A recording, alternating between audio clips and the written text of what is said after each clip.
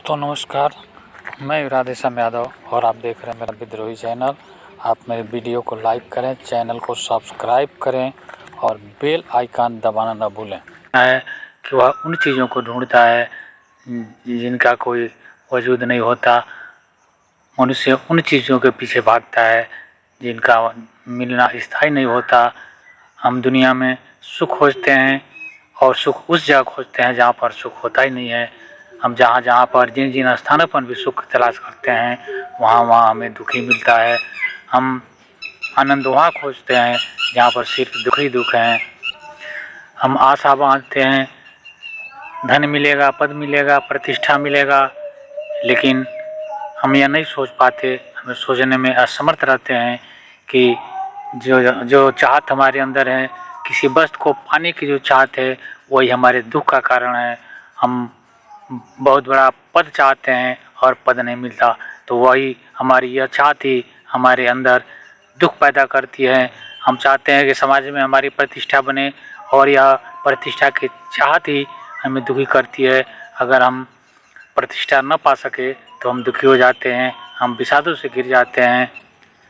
चाहने में ही दुख का बीज निहित है, हमें पता भी नहीं लगता कि हम आशा बांध करके, उम्मीद बांध करके हमने दुख के बीज डाल दिए। और दुख का बीज इतना सूक्ष्म होता है कि हम जब उम्मीद करते हैं तो वह बीज कब उसमें मिल गया हमें इस बात का अंदाज़ा भी नहीं लग पाता है। हम सुख की चाहत रखते हैं पर हमें भूल जाते हैं कि सुख में ही दुख निहित है, क्योंकि दुख और सुख दोनों मिलकर ही सर्किट पूरा होता है, दोनों मिलकर ही वर्तुल पूरा होता है। जब तक हम सिक्के के दोनों पहलू को नहीं जानेंगे तब तक हम सिक्के को पूरी तरह से नहीं जान सकेंगे। और हम जिन जिन स्थानों पर जीवन खोजते हैं वहाँ पर मृत्यु अकस्मात मिल जाती है, क्योंकि मृत्यु जीवन की पूर्णाहुति है।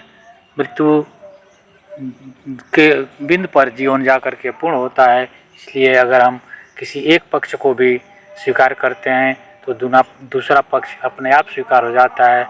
अगर हम जीवन को स्वीकार करते हैं तो मृत्यु अपने आप स्वीकार कर ली जाती है। अगर हम मान को स्वीकार करते हैं तो अपमान स्वतः ही स्वीकृत हो जाता है, क्योंकि मान और अपमान अलग नहीं है, बल्कि मान और अपमान दोनों एक ही सिक्के के दो पहलू हैं। एक के स्वीकार करते ही दूसरा अपने आप स्वीकृत हो जाता है। हम सुख की कामना करते हैं, किंतु सुख की कामना करने के साथ ही दुख अपने आप स्वीकृत हो जाता है। हमें पता भी नहीं लगता कि हमने दुख को कब स्वीकृत कर लिया। हम सिर्फ सुख चाहते हैं, लेकिन जब जा कर के हमें दुख दिखाई देता है तो हम रोते हैं, चिल्लाते हैं, दुखी होते हैं। हम भूल जाते हैं कि दुख और सुख दोनों मिल कर के ही वर्तुल पूरा होता है। दुख और सुख दोनों एक ही सिक्के के दो पहलू हैं। किसी भी वस्तु की आकांक्षा ही हमारे दुख का कारण है। जब भी हम इच्छा करते हैं, जब भी हमें कोई वासना पकड़ती है तो वह वासना ही दुख का कारण है। सूक्ष्म तलों पर अगर हम अपनी चेतना को जगाएं, अपने आसपास घटने वाली घटनाओं को अगर हम चेतनापूर्वक देखें तो हम पाएंगे कि हम जो भी उम्मीद लगाए हैं, जहाँ भी हम आशा बांधते हैं, उस आशा में ही हमारा दुख निहित है। और हमारा जीवन इन्हीं कारणों से दुखों से घिरा होता है और हम दुख से दूर भागने का प्रयास करते हैं, किंतु हम ये भूल जाते हैं कि सुख की चाहत जब भी हम करते हैं तो सुख की चाहत में ही दुख है। सुख और दुख दोनों मिलकर वर्तुल पूरा होते हैं।